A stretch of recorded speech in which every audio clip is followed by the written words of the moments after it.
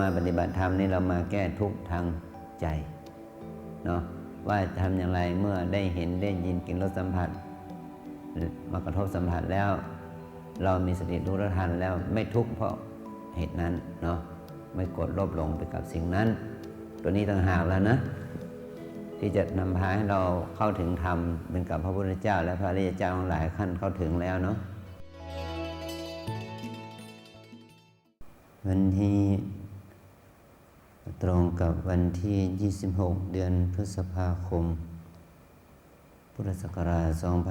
2566นับแบบจันทรคติเป็นวันขึ้น7 ค่ำเดือนวิสาขะพรุ่งนี้เป็นวันพระนะ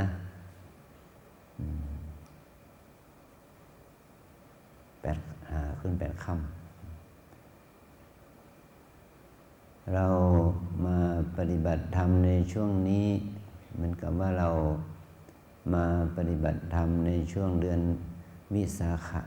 บูชาวิสาขบูชานี่สำคัญอย่างไรเนาะ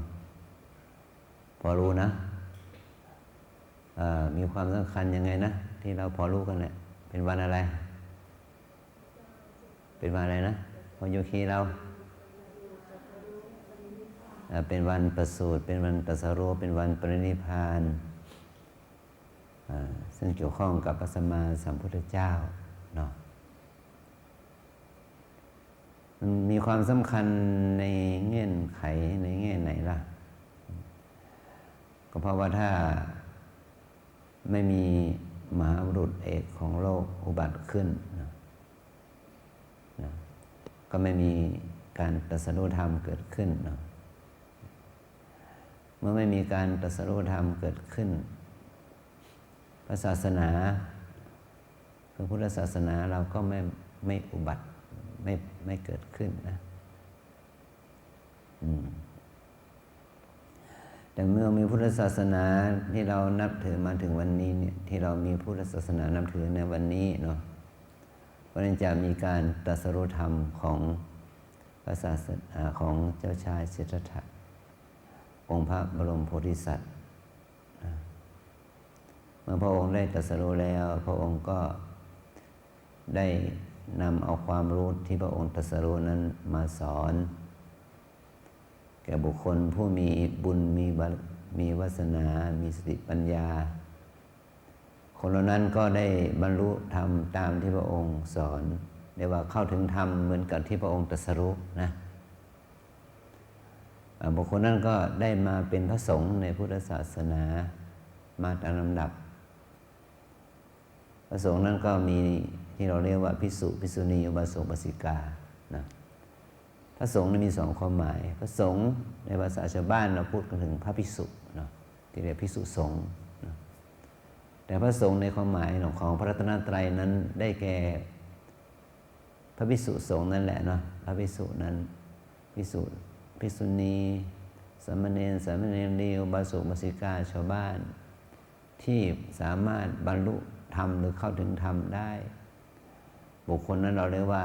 พระสงฆ์ในพระรัตนตรัยนะเรียกว่าพระอริยสงฆ์ก็ได้นะเป็นพระอริยสงฆ์ก็หมายความว่าพวกเราทุกคนนี่ถ้าได้พัฒนาจิตตนเองจนถึงขั้นชำระกิเลสได้ระดับหนึ่งนะหรือว่าชำระได้ทั้งหมดสิ้นเนี่ยเราก็จะได้เป็นพระสงฆ์ได้เป็นพระอริยสงฆ์นะแม้ว่าเราจะมีเพศเป็นผู้ชายผู้หญิงเท่าบ้านนะแต่เราก็เป็นพระสงฆ์โดยคุณธรรมอย่างนี้นะ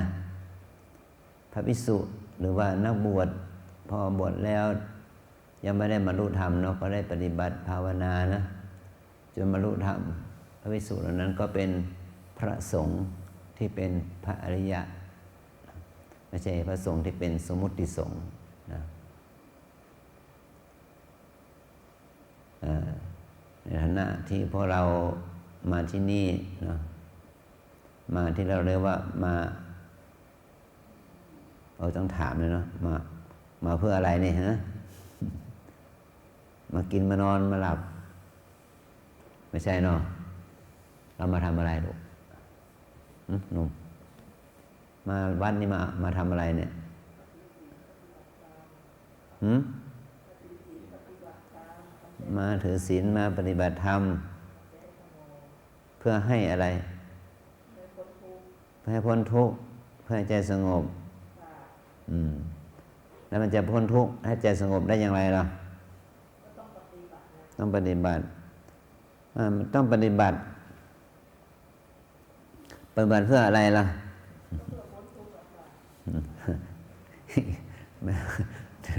คำตอบเดิมเลยเนาะนะ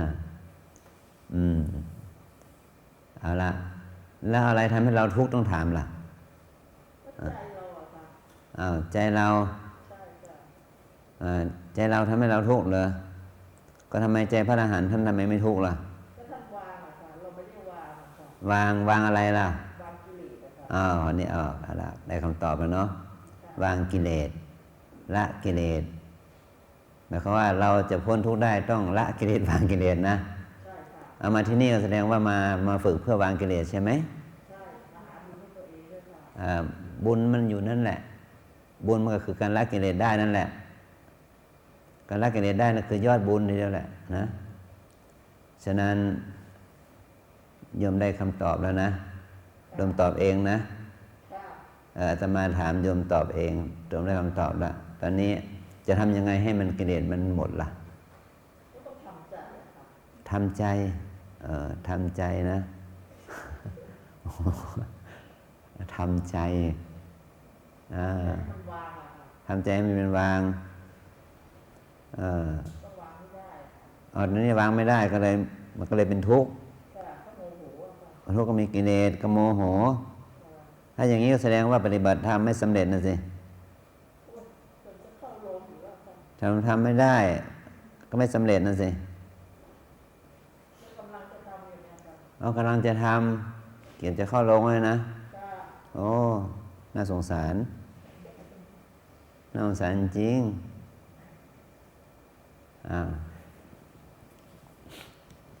เอาละเราต้องรู้เรียกว่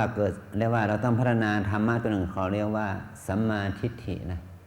ความเห็นชอบหรือว่าปัญญาเห็นชอบมันต้องมีปัญญาเพื่อให้เรานั้นเข้าใจรู้แจ้งมีความเห็นมีความคิดมีทัศนะที่ถูกต้องก่อนนะถ้าเราไม่มีปัญญาเห็นชอบไม่มีทัศนะของเราไม่ถูกต้องมันก็จะได้คำตอบอย่างโยมตอบเมื่อกี้นั่นแหละนะมันไม่ใช่ว่าอยากจะละก็ละอยากจะวางก็วางนะ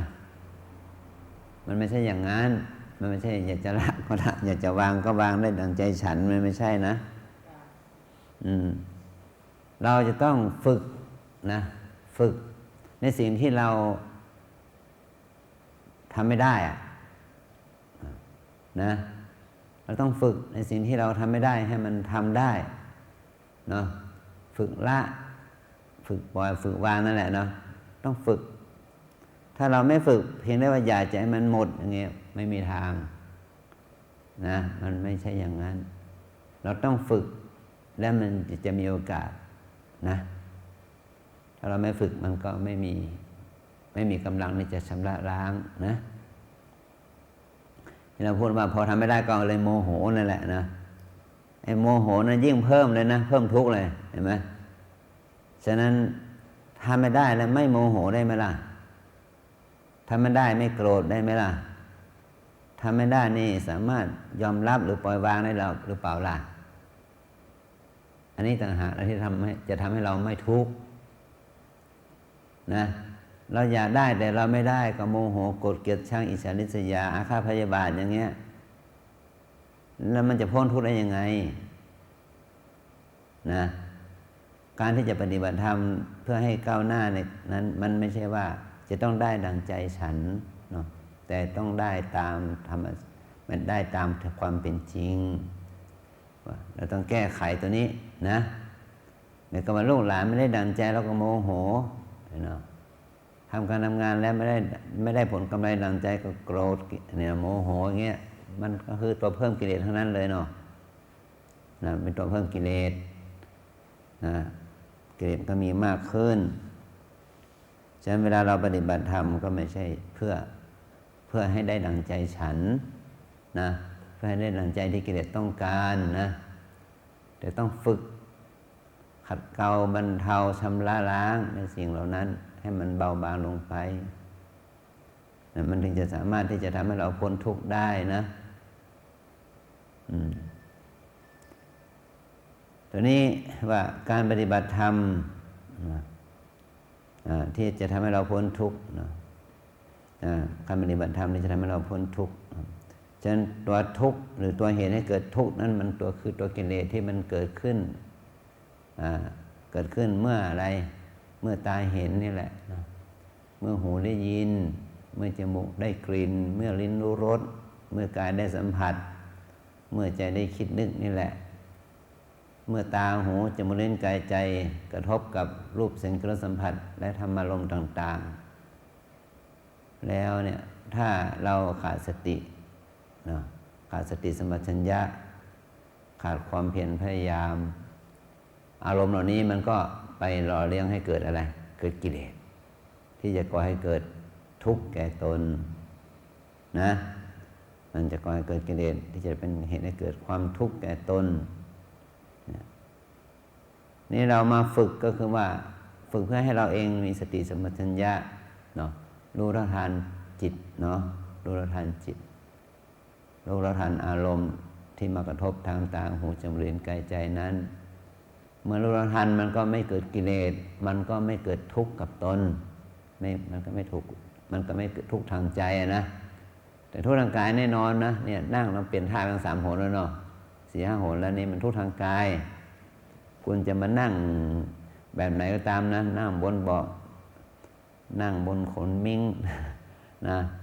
อย่างดีแค่ไหนตามใจเนาะโซฟาหรูหราอลังการแค่ไหนคุณนั่งไปเถอะ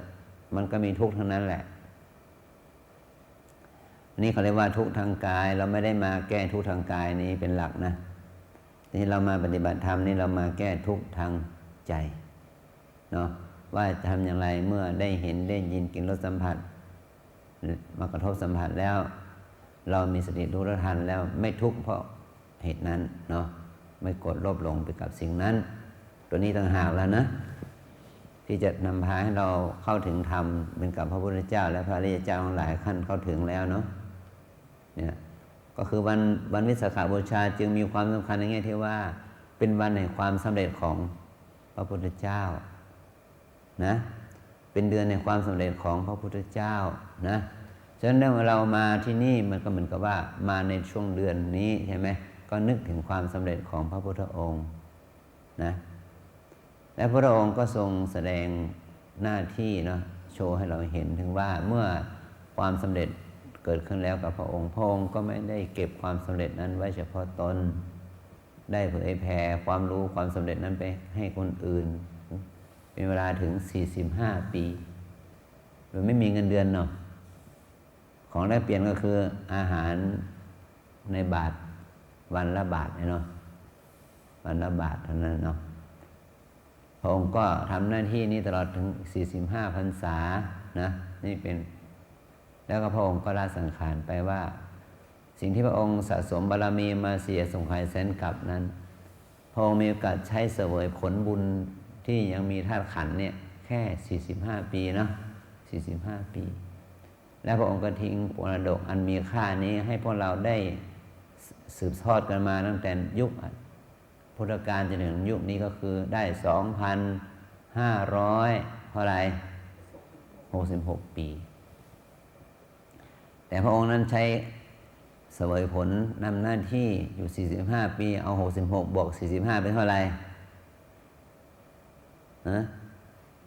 66 45เป็นเท่าไหร่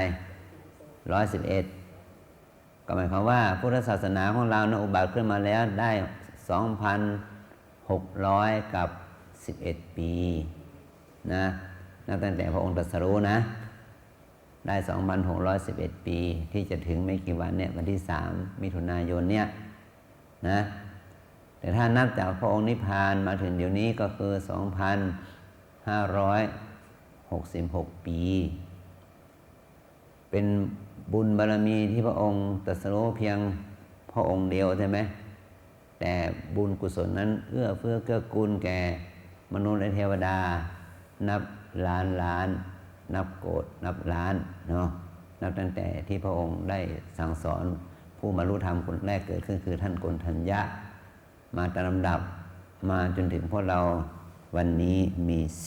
10 ชีวิตเนาะทั้งชายและหญิงเลยนะ10 คนเนาะ12นะอารมณ์ชายเป็น12 คนที่เป็นตัวจริงนี่เนาะชื่อมี10เอาละเมื่อเราได้มีโอกาสมานั่งณที่นี่เนาะก็เราลองย้อนไป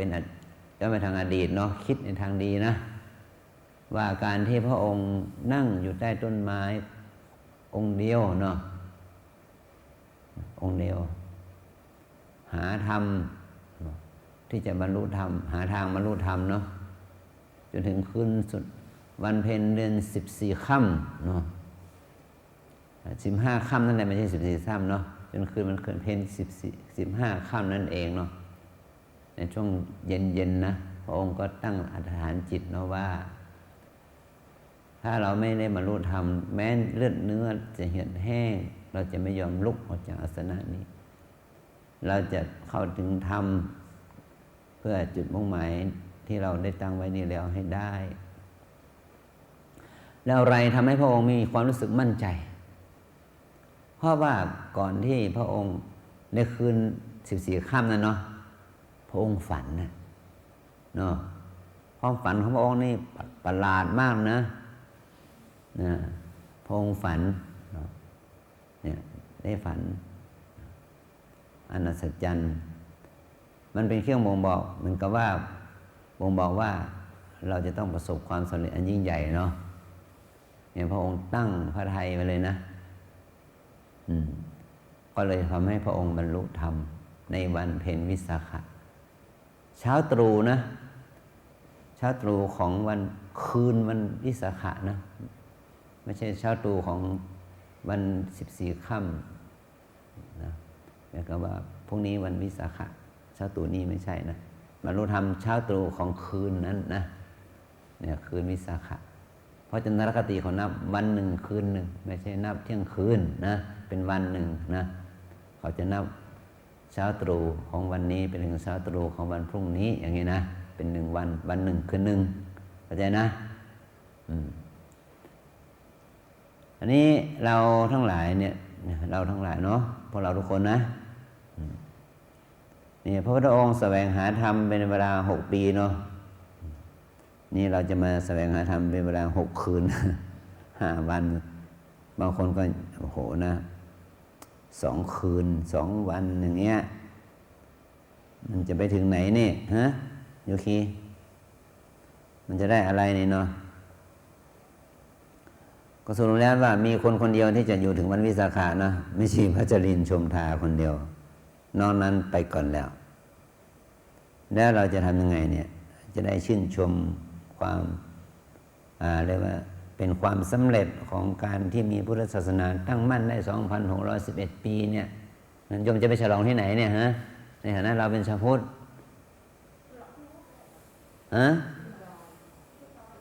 จะมาเพียนเทียนไหมเนี่ย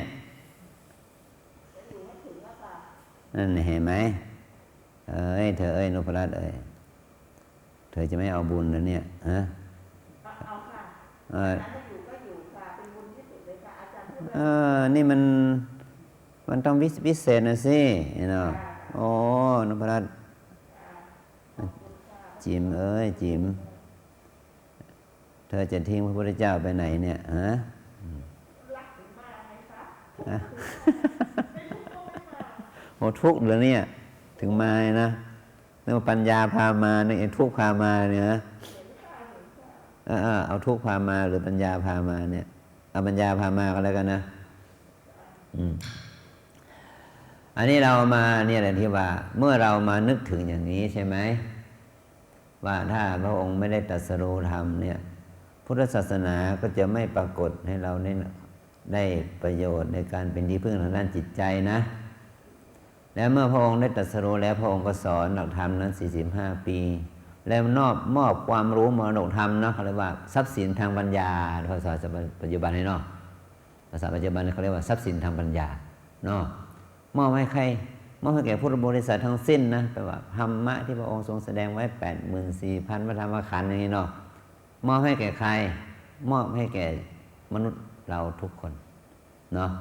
ว่ามนุษย์เราทุกคนสามารถที่จะเข้าไปศึกษาโดยที่ไม่ต้องเสียค่าลิขสิทธิ์เนาะไม่ต้องจ่ายค่าลิขสิทธิ์นะเข้าไปศึกษาได้เลยนะคำสอนของพระพุทธเจ้าทุกบททุกตอนเราศึกษาได้แล้วก็เอามาใช้เป็นประโยชน์แก่ตนได้นะเอามาใช้ให้เป็นประโยชน์แก่ตนได้นะไม่ต้องรอชาติหน้านะเอาชาตินี้แหละเนาะแล้วเอาความรู้นั้นมาใช้กับชีวิตเพื่อจะดับใช้เพื่ออะไรเพื่อดับกิเลสเนาะที่ว่าถ้าพระธรรมเหมือนกับน้ำกิเลสมันกับไฟเนาะถ้าไฟมันเยอะน้ำมันน้อยภาษาชาวบ้านเขาเรียกว่าอะไรนะน้ำน้อยย่อมแพ้ไฟนะนี่พอเราเนี่ยเป็นประเภทน้ำน้อยย่อมแพ้ไฟ แพ้ไฟเนาะอะไรทำปาปฏิบัติเดี๋ยวมาดาวไปแล้วไปสูงไฟต่อเนาะไปสูงไฟทุกข์ต่อ สูงไฟทุกข์อีกแล้วนะมา2-3 วันได้น้ำ2-3 แก้วนะไปแล้วนะแล้วเธอจะเอาน้ำน้อยเนี่ยไปดับไฟได้ยังไงนะเข้าใจได้ยังลูกเข้าใจแล้วก็เรามาเพิ่มน้ำธรรมหน่อยนะให้มันจิตใจมันเยือกเย็นหน่อยเมื่อเราได้สะสมน้ำธรรมเนาะพอน้ำธรรมมีมากพอมันก็ดับไฟได้นะไฟกิเลสนะฉะนั้นที่โยคีพูดเมื่อกี้ว่าที่มันปล่อยวางไม่ได้นะก็เพราะว่าน้ำธรรมมันไม่พอให้ปล่อยให้วางเนาะต้องเอาน้ำธรรมเข้ามาเยอะๆหน่อยแล้วมันจะดับกิเลสนะที่มันเป็นเหตุให้เราทุกข์เพราะความยึดติดยึดมั่นนี่ไรเนาะแต่ตอนยึดจิตยึดมั่นที่สำคัญที่สุดไม่ใช่ยึดจิตยึดมั่นทรัพย์สมบัติลูกหลานนะทรัพย์สมบัติลูกหลานญาติมิตรแต่ความยึดติดยึดมั่นที่สุดนะละยากที่สุดคือความยึดติดยึดมั่นว่ามีตัวฉันของฉันมีตัวตนของตนนี่แหละนะยึดมั่นว่ามีตนมีตัวตนของตนนะเมื่อเรามีความยึดมั่นว่ามีตัวตนของตนมันก็เลยไปยึดมั่นว่ามีสมบัติของตนมีลูกหลานของตนมีพี่น้องของตนมีประเทศชาติบ้านเมืองของตนมีพรรคการเมืองของตนสารพัดเนาะมีสสของตนสารพัดแล้วเนาะแล้วสารพัดสารเพอะไรเนาะมีโลกของตนเลยนะโลกแบบนี้เป็นของเราเนาะอย่างนี้เป็นต้นเนาะยึดว่าโลกแบบนี้เป็นของเราประเทศนี้เป็นของเราบ้านเมืองนี้เป็นของเราสารพัดเนาะครอบครัวนี้เป็นของเราสมบัตินี้เป็นของเราแต่สุดท้ายก็คือยึดตัวเราว่าเป็นของเรานะตัวนี้แหละเป็นตัวจุดกำเนิดแห่งความทุกข์ทั้งมวลมันเริ่มจุดที่นี้เริ่มที่ยึดตัวตนของตนว่าเป็นยึดตัวตนนี้ว่าเป็นของตนนะยึดตัวเราว่าเป็นของเรานี่แหละนะแต่ไอ้ตัวเรานี่แหละนะมันก็จะสอนเราไปเรื่อยๆนะมันหลอกเราดีกว่านะ มันหลอกเราไปเรื่อยนะหลอกว่าเป็นของเราว่าเราเป็นของเราเนาะสุดท้ายมันก็หลอกเราเข้าโรงเนาะหลอกเราเข้าโรงเลยนะหลอกเราไปก็เป็นของฉันนะเป็นของคุณนะดูแลคุณให้นะดูแลเขาเป็นของฉันนะเป็นของคุณนะเป็นของคุณนะเป็นของคุณหลอกเราหลอกเนาะหลอกเราสุดท้ายก็หลอกเข้าโรงเลยนะปิดฝาโรงไปเรียบร้อยนะเนี่ยอันนี้เขาเรียกว่าเราเข้าไปยึดว่าตัวเราเป็นของเราอย่างนี้นะมันก็เลยพ้นทุกข์ไม่ได้นะเอาเกิดใหม่อีกนะชาติหน้าขอให้เกิดเป็นมนุษย์พบพุทธศาสนาบางคนก็อธิษฐานมาขอให้เป็นผู้ชายอีกนะฮะขอให้เกิดเป็นผู้ชายสักชาติหนึ่งจะได้บวชเป็นพระก็ดีอยู่เนาะจะได้มีคนมาเป็นพระต่ออาตมาเนี่ยนะนี่เป็นต้นเนาะแต่ถ้าถามแค่นี้บทอธิษฐานแค่นี้นะ คงไม่มีพระศึกเนาะป ปรากฏว่าพระศึกเป็นแถวนะอาจารย์นี่บวชปีหนึ่งนี่200-300ชีวิตนะเหลือไม่กี่รูปเนาะนอกนั้นศึกไปหมดนะมันศึกไปทำไมโยมฮะมันสู้กิเลสไม่ได้เดี๋ยวนี้นะติดห่วงกังวลเนาะมันสู้กิเลสไม่ได้นะมันเลยศึกไปหมดนะเหลือน้อยเหลือไม่กี่องค์ต่อปีนะ3-4 องค์แล้วนะเราที่จะบวชในข้ามปีนะธรรมานี่เขาเรียกว่าเป็นส่วนเลือกส่วนเหลือก็ไม่รู้เนาะอยู่ได้มัน40 กว่าปีนะ48 ปีไม่ตายฮะเนาะอยู่ได้เลยอยู่มา48 ปีแล้วไม่ตายนั่งให้เราเห็นอยู่นี่เนาะเอาละถามว่าถ้าเรายังปรารถนาเกิดอีกกระทุกอีกแหละนะเกิดอีกกระทุกอีกแหละนะต่อให้เกิดเป็นผู้ชายต่อให้เกิดมาบวชเป็นพระก็ทุกข์นะอย่าคิดว่าอาจารย์ไม่ทุกข์นะทุกข์เหมือนกันนะทุกข์ทั้งกิเลสทุกข์ทั้งรูปนามเลยเนาะปวดเจ็บเมื่อยขบหิวกระหายมันยังมีอยู่เนาะบางทีก็ต้องมีโรคมีภัยนะสารพัดแหละฉะนั้นเราจะอยู่ในฐานะไหนนะแต่ตอนนี้เราอยู่ในฐานะนี้นะอยู่ในฐานะไหนก็ตามแต่เนาะหน้าที่ของเราทั้งหมดทั้งมวลก็คือ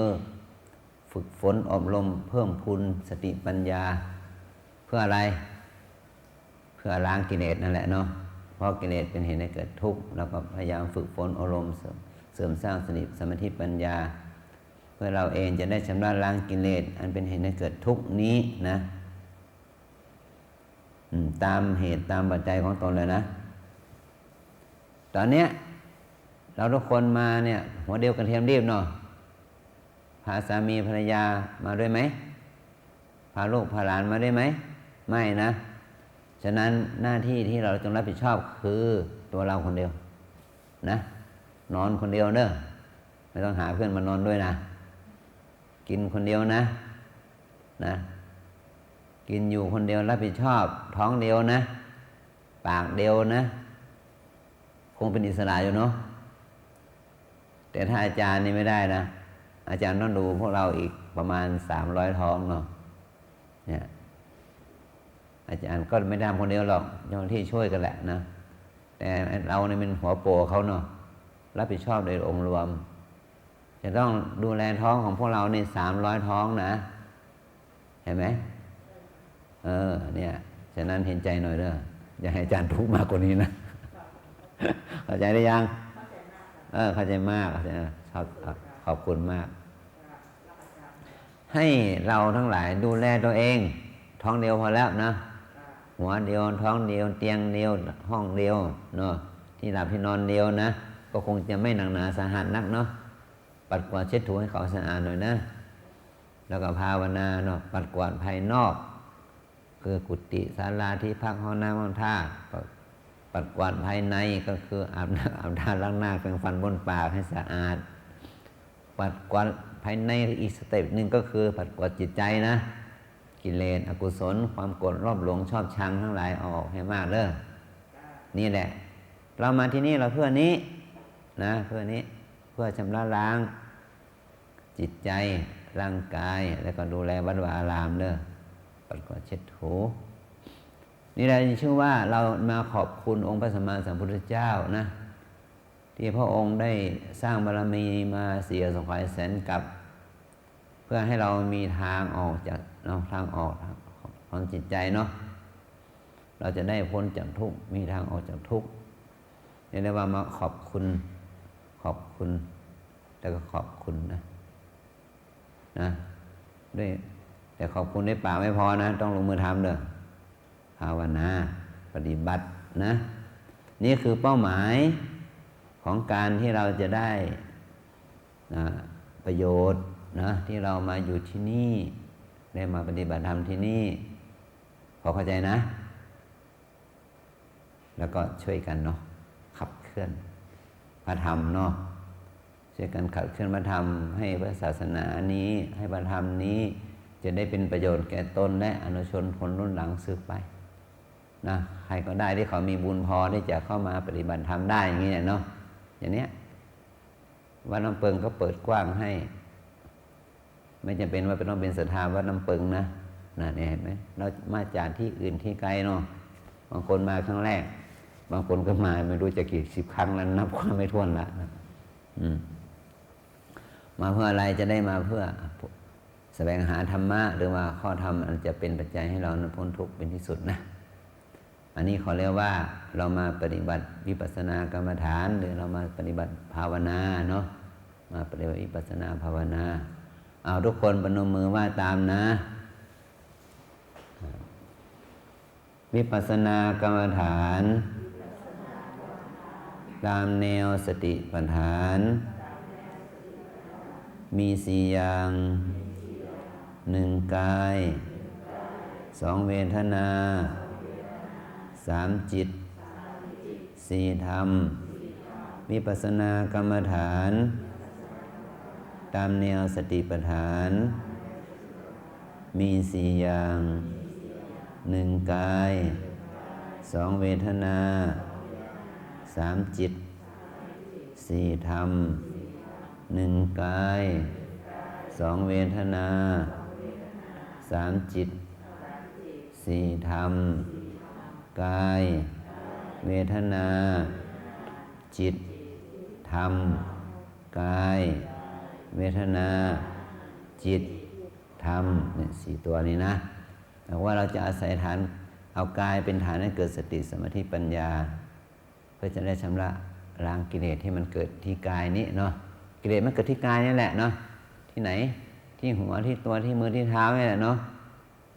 กิเลสมันเกิดที่กายได้ยังไงลองพิจารณาง่ายๆนะเราเอามือไปรูปหัวเนาะเกิดกิเลสแล้วเนาะผมของฉันเนาะนี่เห็นไหมเนาะมารูปหน้าของฉันแล้วเนาะนี่จับมือเนาะรูปมือรูปไม้รูปมือของใครกับมือของฉันอีกเนาะรูปเท้าแล้วเท้าของใครอีกเท้าของฉันอีกลองของฉันเป็นอะไรไปสิเนาะฉันจะโกรธฉันจะโมโหเนาะใช่ไหมไม่พอใจละเพราะมันเป็นของฉันเนาะดังนั้นเราก็เลยต้องมีสตินะสัมผัสหนอรู้หนอเนาะถูกหนอเห็นไหมถ้าเรามีสติมันก็ไม่เกิดกิเลสของฉันนะก็แค่จับหนอถูกหนอร้อนหนอเย็นหนอไปตามเหตุนั้นอย่างนี้นะขวาย่างหนอซ้ายย่างหนอไปพองหนอยุบหนอไปนะจะเดินสติไปนี่แหละจะทำให้กิเลสมันเบาบางลงนะเมื่อสติสัมปชัญญะสมาธิปัญญามันเกิดขึ้นอกุศลมันก็จะได้เบาบางลงอย่างน้อยก็ในช่วงที่เราภาวนาที่เรามานั่งมาเดินนี่แหละเนาะได้ให้กิเลสมันสงบเป็น3 วัน5 วัน7 วันก็ยังดีนะนี่แหละจะเป็นบุญแก่เราละนะ3 วันก็ได้บุญ3 วัน5 วันก็ได้บุญ5 วัน7 วันก็ได้บุญ7 วันกันแหละนะตามเหตุอาศัยการดูเวทนาด้วยหมายถึงว่าเวลาเราปฏิบัติมันเกิดอาการปวดเจ็บชาเหน็บเมื่อยขบเนาะเราก็มีสติกำหนดอาการปวดเจ็บชาเหน็บเมื่อยขบนั้นด้วยนี่ก็เรียกว่าเวทนาจิตคือความคิดนะจิตคือความคิดเมื่อเราเดินอยู่เนี่ยนั่งอยู่ตอนนั้นที่เราตื่นอยู่พูดง่ายๆเนาะตั้งแต่ตื่นนอนถึงหลับนอนใจมันก็จะคิดเรื่องนั้นเรื่องนี้อดีตอนาคตใช่ไหมถ้ามันคิดเนี่ยความทุกข์มันเกิดจากความคิดนี่แหละนะความจำเก่าเรื่องคนนั้นเรื่องคนนี้นะเนี่ยความคิดมันเกิดถ้าความคิดเกิดปั๊บก็รู้ตัวว่าคิดเนาะคิดเนาะตัดความคิดนั้นนะตัดความคิดนั้นจัดเรื่องที่คิดนั้นออกไปนะเพราะคนเรามันจะติดนิสัยว่าจิตไปนั่นจิตไปนี่ใช่ไหมจิตไปบ้านจิตไปงานจิตไปโน่นเนี่ยความจริงมันเป็นแค่ความจำจิตมันไม่ได้ไปเป็นดวงไปอย่างนั้นเนาะมันไม่ใช่อย่างนั้นนะลอยเป็นดวงแก้วดวงอะไรมันไม่ใช่เนาะจิตมันไปแบบคำว่าไปนี่มันหมายถึงความคิดมันเกิดถ้าเราเกิดความคิดขึ้นมาปั๊บก็ต้องมีสติกำหนดจิตคิดนะคิดหนออย่างนี้นะมันก็ตัดมันเหมือนกับน้ำมันล้นแล้วน้ำมันซึมมันไหลไปแล้วเนี่ยเราไม่ต้องตามดูหรอกมันไหลมันซึมไปถึงไหนเราต้องดูว่าที่น้ำมันไหลออกมาจากไหนต่างหากล่ะไหลออกมาจากก๊อกเนาะอย่างนี้นะแล้วก็ไปปิดที่ก๊อกเนาะความคิดมันไหลออกมาจากจิตก็ปิดที่จิตเนี่ยคิดหนอนะคิดหนอไม่ต้องตามเรื่องที่คิดนะถ้าตามไปนี่มันไม่สิ้นสุดนะไม่สิ้นสุดแต่เรามาลงที่ฐาน หลักของมันคือใจคิดก็ดูที่ใจคิดเนาะคิดเนาะอย่างนี้นะเนื่องจากเรามีตาหูจมูกลิ้นกายสัมผัสอารมณ์ภายนอกใช่ไหมตัวนี้แหละมันจะเป็นอาหารให้จิตมันเป็นอาหารให้แก่จิตแต่เมื่อมันเป็นปัจจัยให้เกิดจิตแล้วมันจะก่อให้เกิดความเคยชินก็คือมันไปสู่ทางกิเลสอย่างที่ว่าเนาะชอบไม่ชอบฟุ้งซ่านรำคาญสงสัยนะโลภโกรธหลงเกิดขึ้นดังนั้นเมื่อเรารู้ตัวก็กำหนดเองนะชอบใจหนอไม่ชอบใจหนอฟุ้งซ่านหนอรำคาญหนอสงสัยหนอโกรธหนอเกลียดหนอว่าไปเนาะดึงกลับมาใหม่เนาะอยู่กับปัจจุบันใหม่อยู่กับปัจจุบันอารมณ์ต่อไปนะนี่คือหน้าที่ของเรานะกินน้อยนอนน้อยพูดน้อยเนาะปฏิบัติให้มากนะนี่คือหน้าที่ของเราดูแลตัวเองนะเอาใจใส่ดูแลตัวเองให้ดีนี่เป็นหน้าที่ของเราในฐานะที่เรามาที่นี่นะมาเอาบุญเนาะบุญก็คือสภาพจิตที่ไม่มีความโกรธโลภหลงฟุ้งซ่านรำคาญสงสัยนั่นแหละเขาเรียกว่าจิตเป็นบุญนะถ้าเราต้องการบุญมากก็คือให้เรามีสติสัมปชัญญะให้มากอยากมันง่ายเนาะพูดมาอยากได้มันง่ายแต่จะได้จริงๆดังใจอยากหรือไม่นะอยู่ที่การฝึกถ้าเราไม่ฝึกมันก็ได้แค่ความอยากไม่สำเร็จนะเข้าใจเนาะเอาใจใส่ดูแลตัวเองต่อไปเอาแค่นี้